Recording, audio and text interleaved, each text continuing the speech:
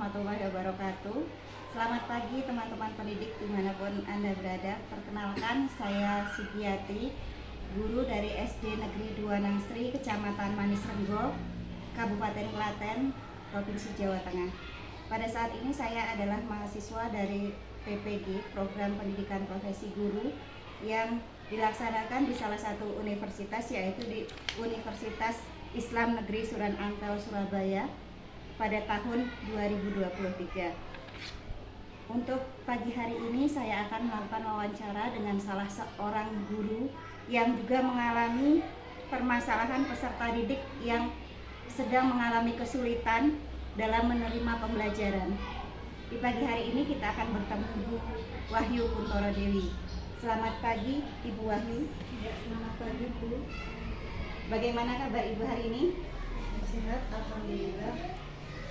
Untuk pertanyaan pertama Ibu, apakah di kelas Ibu ada anak-anak yang mengalami kesulitan dalam menerima pembelajaran?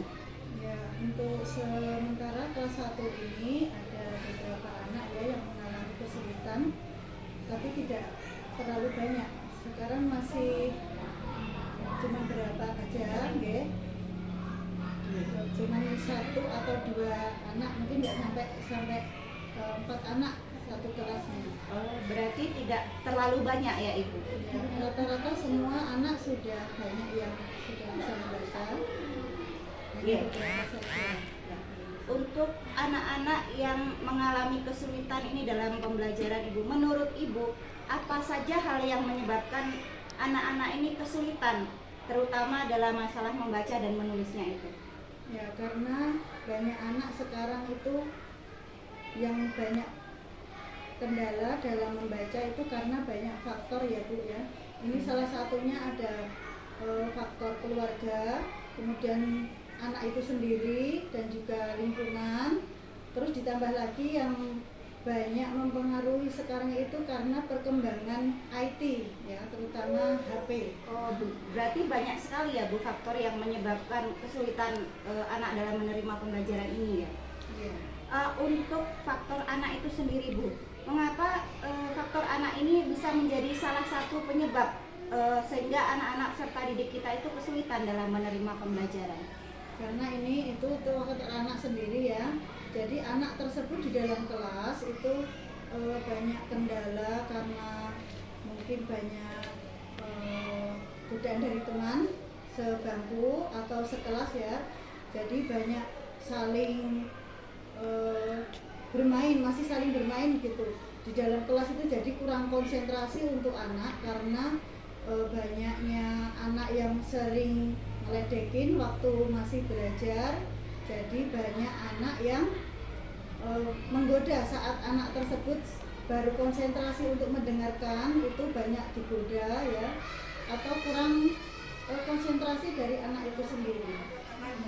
Mungkin faktor kesehatan ataupun faktor kelelahan juga bisa ya Bu ya? Iya, itu juga bisa karena waktu istirahat itu kan banyak anak yang bermain lari-lari atau naik sepeda gitu. Jadi waktu masuk lagi untuk mengikuti pelajaran itu banyak jadi tidak konsentrasi begitu ya Bu? Tidak konsentrasi karena kecapean lah ya. Iya. Itu tadi ya Bu ya, berarti faktor anak itu sangat menentukan sekali dalam menyebabkan anak itu kesulitan ya Bu, mungkin karena kelelahan tadi, terlalu banyak bermain ya, seperti itu.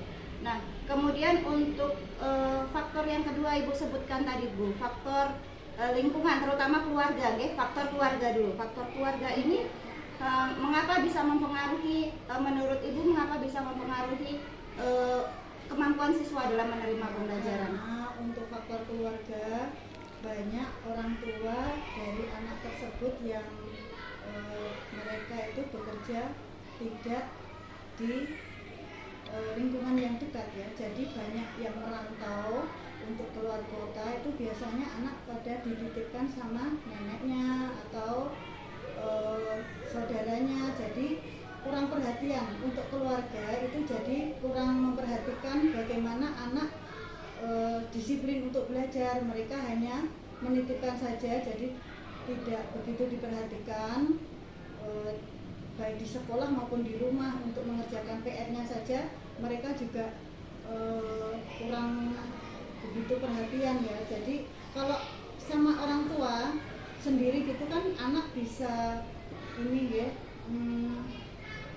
Lebih bisa dekat lebih diri. dekat atau lebih, kalau orang tua mungkin lebih menanamkan untuk disiplin, tapi kalau untuk nenek dititipkan sama nenek atau keluarga itu kan kadang mereka juga kurang perhatian ya. Jadi itulah faktor yang keluarga yang mempengaruhi, juga lingkungan mungkin lingkungan sekitarnya itu banyak yang anak-anak tidak sekolah atau mungkin anak-anak SMP. Jadi untuk lingkungan anak-anak kalau bergaulnya dengan anak SMP itu kan juga kurang bagus ya, belum waktunya, masih kecil, nanti mendengarkan kata-kata yang kurang sopan lah gitu. Iya Bu. Kemudian untuk yang faktor terakhir itu Bu, mengapa kemajuan ilmu pengetahuan dan teknologi bisa memberi dampak yang negatif juga ternyata ya Bu pada anak didik kita, sehingga kemampuan belajar mereka menjadi menurun. Itu seperti apa Ibu? Ini kendalanya yang zaman sekarang ya, anak itu banyak sekali dipengaruhi oleh perkembangan IT, terutama untuk perkembangan HP. Sekarang banyak HP yang lebih canggih-canggih lagi, sehingga anak-anak itu zaman sekarang mudah sekali untuk membuka YouTube atau untuk tontonan yang lainnya itu banyak sekali ya, yang mempengaruhi mereka untuk belajar.